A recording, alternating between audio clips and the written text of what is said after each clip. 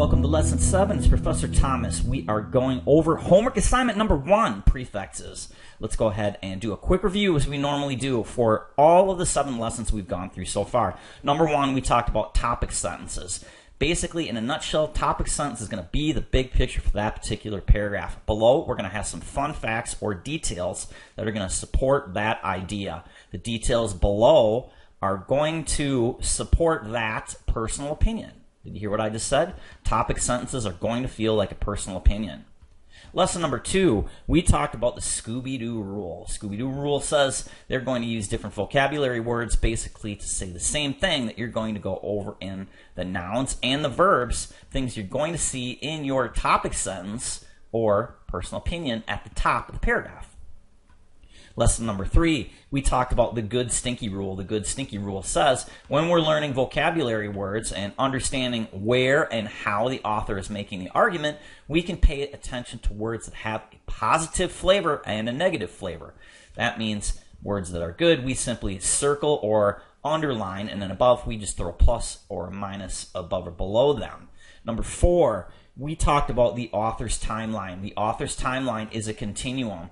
They are going to usually present information, that's background information to get you up to speed with the topic, and then progressively talk about things that are coming into the present day, and they potentially could talk about things in the future.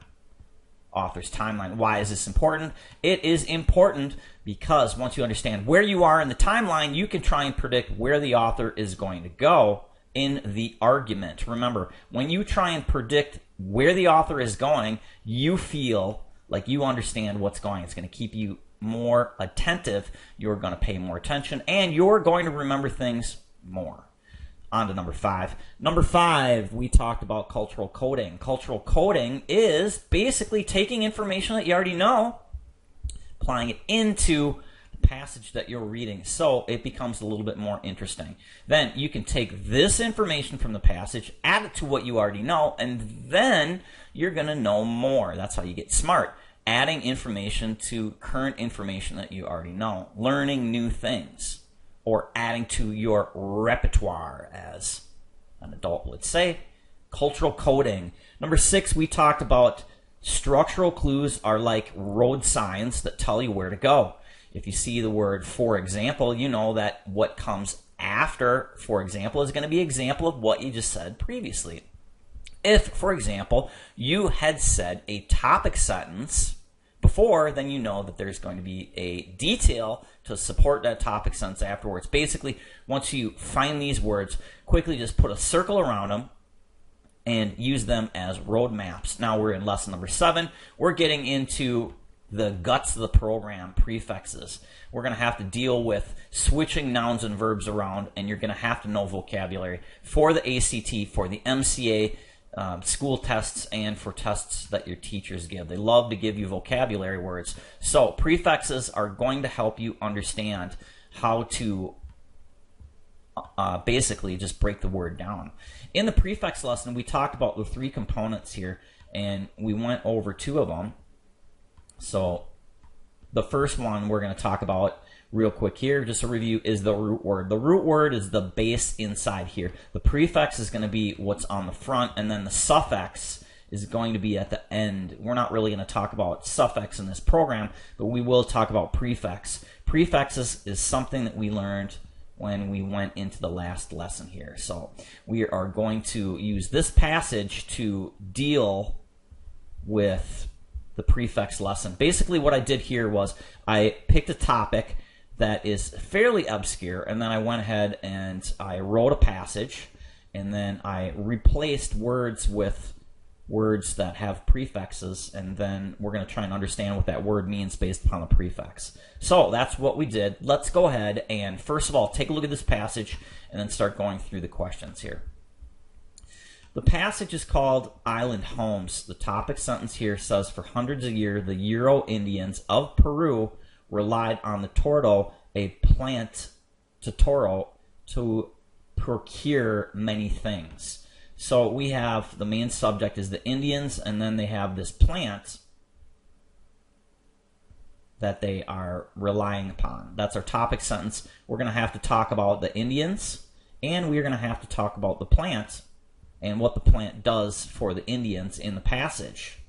Let's go ahead and answer the questions. As we answer the questions, what we'll do is we'll simply learn vocabulary as we go through here. Starting with number 1, what does the word extract mean on line 5? When you look at line 5, here's the word. What we're going to do is understand that the topic sentence here is the Indians of Peru, and they rely on this plant for many different things here. So we come over here. This plant's type of reed that grows in the water.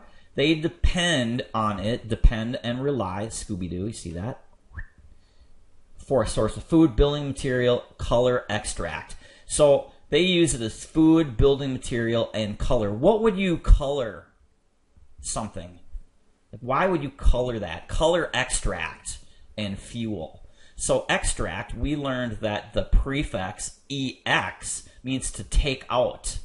Ex NBA player. That means they're not doing it anymore. So they're going to extract the color. They're going to take out the color. So the correct answer is going to have something to do with that. If you look at answer choice A says boost. We're looking for something that says take out. That can be crossed out right away. B says constant. That's off topic. C says pull in. Pull in is the opposite. We can take that out of there. And D says take out. EX is going to mean take out. Let's move on to problem number 2. Number 2, define dissension on line 10. So we learned that the prefix dissension is a negative word. We come over here. However, is a structural clue that tells us we're going to go opposite. So we have a collaboration of efforts every year with the people, and then sometimes there is a dissension going away from the collaboration. So what's the opposite of the collaboration? Going away when people don't work together.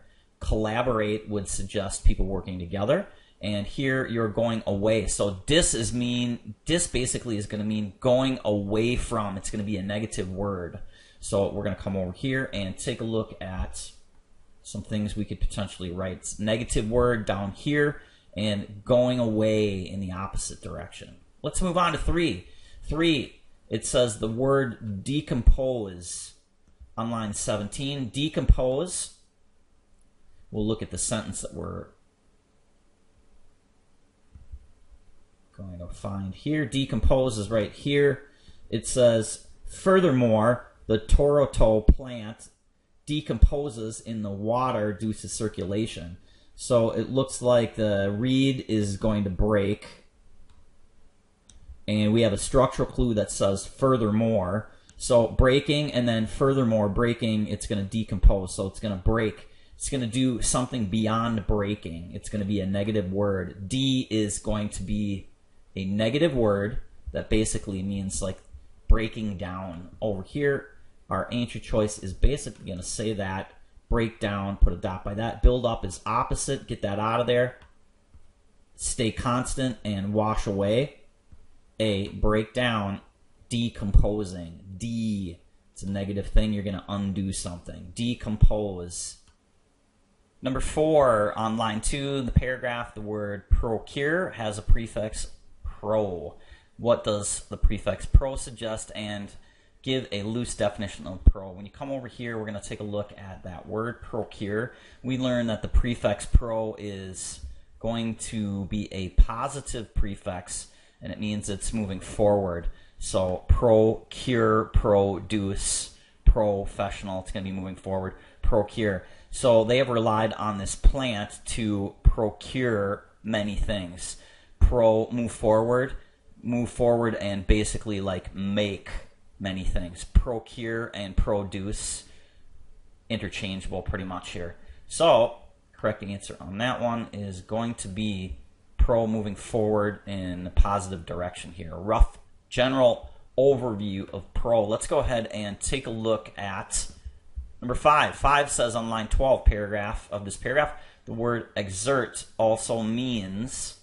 So the first thing is, let's go ahead and find exert. It's right here.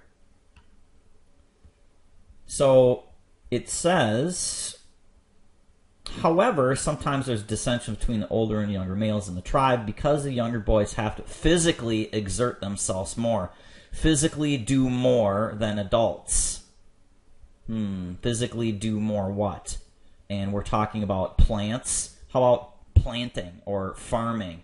Exert. What do you do when you plant or farm? You're going to have to work. Scooby-Doo for farming would be like working. So exert has something to do with work. If you look over here in number 5, answer choice A says expert, apply, utilize, or relax. So which one would be closer towards work? Exert themselves more, expert themselves, apply themselves more, utilize more, or relax.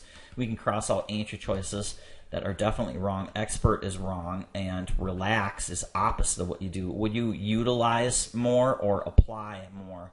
Apply would probably be the best answer choice here. Let's go back and spot check. When we come over here, we would have to physically apply themselves more. That is the correct answer. And we use EX, means you're going to do something, get it out of there, as we saw earlier. So apply. B for problem 5. Problem 6, it says, what's another way of expressing the idea of circulation? Circulation has a prefix of CIR, which reminds me of a circle, circumference, and so forth. So CIR means it's going to be going around. So circulation, when we come back up here, what's going around? The water is going around the plant. And when the plant is sitting there and there's water going around it, it's going to decompose or break down, as we said. That makes sense to me. So you see CIR is a prefix that suggests circular in a motion kind of a thing. Let's go ahead and take a look at 7. 7 says, what does the word non-domestic mean in line 6? So domestic means just regular, and non is a prefix that's going to flip it and make it the opposite. So non-domestic would be something that's unusual. When you come over here, let's look at 6. And then we find the surrounding area of non-domestic here. So it says other tribes are also use the plant, but structural clue, other non-domestic reasons. So if you look over here, this is going to tell us that these two sentences are opposite. Non-domestic is going to be opposite of this. Up here it says food source, building material, color extract, and fuel. This is like regular stuff that you do, everyday needs, and then this means it's going to be other needs that might be, this is like regular, this might be like odd. So when we come over here and take a look at the answer choices, we're looking for an answer that's going to kind of jump out at us with a word that's a little offbeat. So A says normal. Well, we know that that can't be right. B, weird. We'll put a dot by that. That's on track. C says standard. Standard and normal are going in the direction of, remember, we have that but in there, so it's got to go opposite.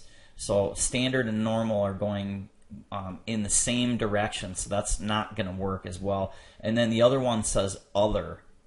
So we have weird and other. Non-domestic, is it weird, or non-domestic, is it other? We'll go back over here and look at it one more time here. We got it down to the right too. Now let's take a look at it. First of all, we've got this structural clue. Other reasons or other weird reasons. Weird is going to be the answer, as we kind of alluded to in the beginning. So the correct answer on this one, 7, is going to be answer choice B. Let's go ahead and take a look at 8. 8, using the Scooby-Doo technique and prefix concept, what's another word for subterranean? We learned that subterranean, the prefix sub means underneath, like submarine. So when we look at line 14, we know that it's going to have something to do with underneath. Subterranean environment. Subterranean environment of the floating homeland. Floating on what? Floating in the water. So what's going to happen? Underneath the floating home is going to be the water, and that's where the bacteria will live. And we are looking for an answer choice that basically says underneath. Anything that says underneath. Underneath underwater, under. 8, Scooby-Doo, it's going to be under. 9, on line 13, the word preparation most clearly means what? We have the prefix pre, which means before. We learned that before. Let's go ahead and take a look at the surrounding area. And we see that it says preparation. These floating homelands require a lot of preparation. Means doing something before. What do we do to a home before we upkeep it? Let's go ahead and take a look at the answers, keeping that in mind. To make before we upkeep it, to plan before we upkeep it, to clean it up before we upkeep it, or to busy work before we upkeep it. So the first thing is we can cross out 2 in our double pass system. Clean up and busy work, because upkeep and clean up say the same thing. We don't want to repeat ourselves. That's redundant. We get that out of that. Busy work and upkeep, that's just off topic. Do we want to plan and upkeep, or to make it and then upkeep it? Well, it sounds like they're working. So to make is more like work than planning. Planning, I feel like it's just sitting there thinking about it. Also, if you plug it in, it's going to sound a little bit better when you choose A for problem number 9. Number 10, last one on this page here, it says using the Scooby-Doo technique and keeping in mind the prefix rule. What is another word for tri-harvest? Tri, the prefix means 3. Tricycle, triathlete, trident, triathlete, triangle, it means 3. So tri-harvest means they're going to harvest 3 times a year. Problem 10, tri means 3. 11. In this paragraph, the word relied on line 1 must mean. We go back up, look at the context, see what we're doing. We're understanding vocabulary from the full system, 1 through 7, prefix, Scooby-Doo, good stinky rule, and so forth. Structural clues, all that's kind of coming together now. Hundreds of years, the Euro Indians have relied on this plant to make things. So they're going to use this to make things. Relied, means to do it again. Do it again for what? Hundreds of years. Relied means you're going to be dependent on it for a long period of time. Or in this case, for a long period of time, because it said hundreds of years. The correct answer on this one is answer choice A, trusted, B, have faith, C, depend, or D, scoffed. The good stinky rule says scoffed is negative. That's out of there. Have faith and trusted both basically say the same thing. So if one's right, the other must be right as well. You can't have 2 right answer choices. And as we said before, relied and depend is a Scooby-Doo off of each other. 11, C. 12, using the concept of cultural coding, what other reasons may the Euro have for living on the lake as opposed to on land? 1, there may be wild animals. They want to stay away from dangerous tigers. 2, there may be savage neighbors that are headhunters that want to come in and steal their stuff. They might be thieves in the area. There may be super hot, maybe dry, temperate area where on the water is going to be nice and cool, kind of like air conditioned. Many reasons. It could be something to do with the environment. It could be animals. It could be hostile neighbors. Cultural coding. Take what you've seen. You've seen this before in National Geographic, or maybe you've seen a movie in one of your classes about something like this. Let's go ahead and move on. Problem 13, the word uniformly in paragraph 3, line 4 must mean. A couple things here. Let's go ahead and play around with this using a bunch of different techniques here. First of all, we look at this cultural coding. Let's do this first. So we see this word uniformly is basically the same word as uniform. A uniform, when you wear a uniform to school, you got to do the same thing. You have to wear the same thing. So the word uniformly is going to have to say something about the same. The second thing that we notice about this word is it starts off with the prefix uni, universe, university. So what is going on in the universe? There's a bunch of planets, and they're all planets. University, you're having a bunch of people do all the same stuff there. What are they doing? They're learning. See what we just did there? Cultural coding a little bit with the prefix. Let's go ahead now, use a little bit of Scooby-Doo-ness. We'll go into paragraph 3 and we'll look at the word in context to the other words. Here it is. It says, they uniformly mummified in millions the masters, which could have been a king or whatever. Paragraph, sentence before says, in temples in Egypt, cats were seen as sacred animals. And now we're talking about in the temple, in the tombs, we have mummies. So we know that mummified is going to have to do something with the same. Well, actually, cultural coding tells us that mummification is something that I saw on like the History Channel. And they do, it's a specific process, step by step by step. So since that's the same step by step process, which is called mummification, we already know that from some other things that we did. So we already know the answer to this problem, quite easy. It's got to say something about being the same. A says not level. Wrong. Get it out of there. Different manner, we already know it's got to say the same. That's out. Same, that's on track. And associated with is off topic. C for problem number 13. 14, using the concept of cultural coding, what other ancient civilizations might have learned about domestication for animals? Well, a couple things here. First of all, this is just applying knowledge that we may have learned before. First thing I think of is I have been into South America before, and in South America I was in Brazil, Chile, Peru, and they, for some reason, love the donkey. The donkey is a great way to travel and carry coffee beans and stuff like that. So the domestication a long time ago in South America as a pack mule was the first thing that came to my mind. Second thing that came to my mind was I was actually just watching a movie, Pirates of the Caribbean, and Johnny Depp had like a parrot on his shoulder. So ancient civilizations, that might not be like super ancient, but it's a civilization that was a long time ago. So to me, that's ancient. I think my grandparents are ancient, but what do I know?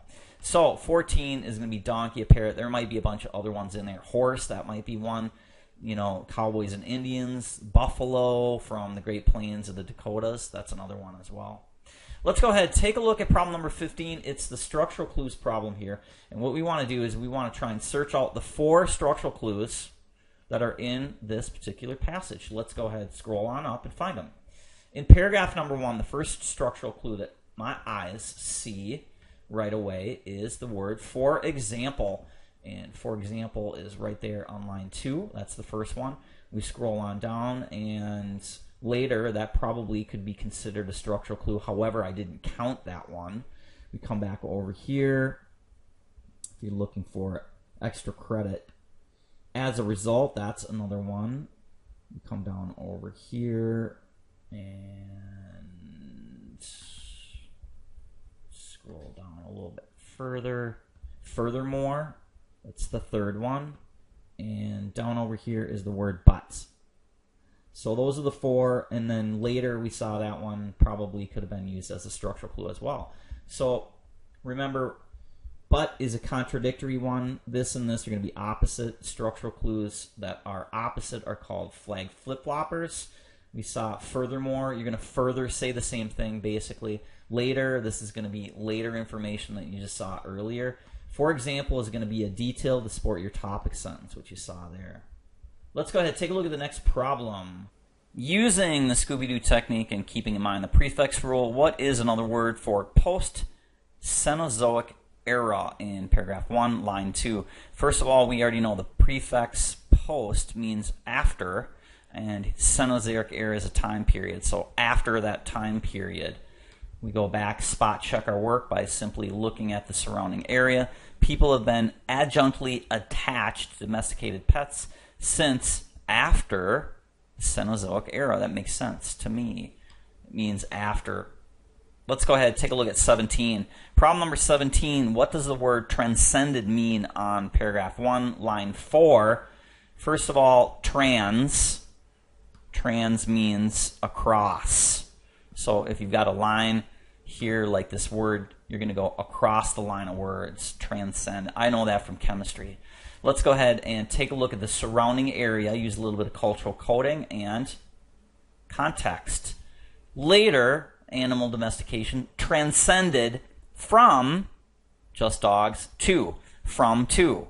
You're going to go across from dogs to cats.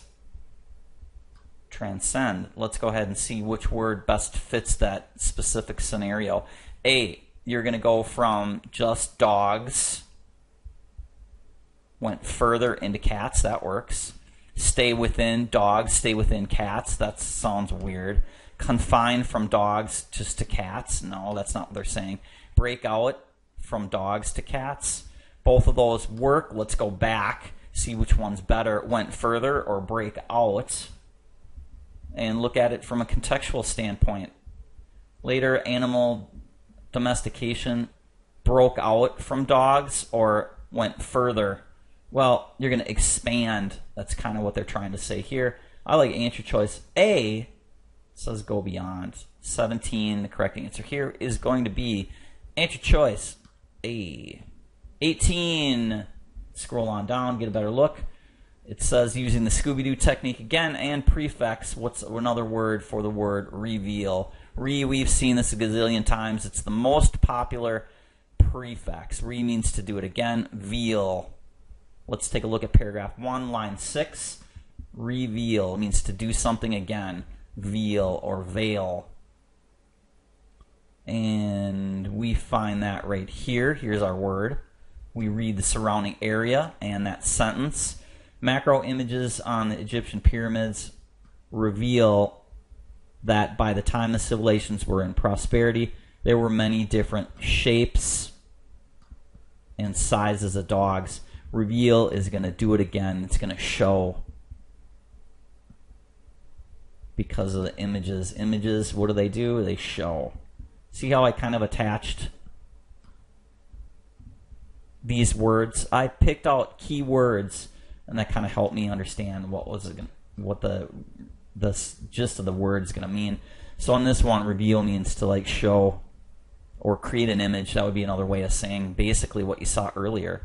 Finally, number 19, it's the last question here. It is the main idea question. What's the main idea of the passage? Go back to the topic sentence.